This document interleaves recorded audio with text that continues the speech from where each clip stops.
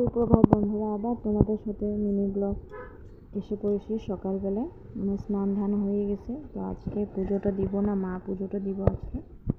আমি রান্নাঘরে এসে পড়েছি, ধূপধুনা দেখায়।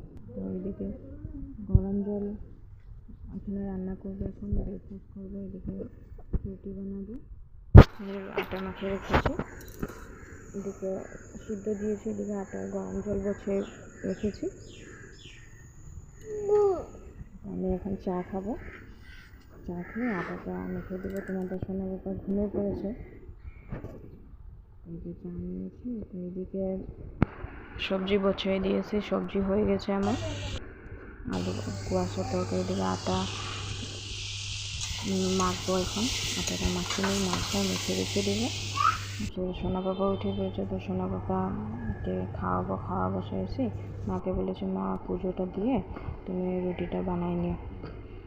তো এই যে মা এদিকে পুজো দেওয়া হয়ে গেছে। আমার আজকের মিনি ব্লগটা এতটুকু থাকুক, তোমরা সবাই দেখুন।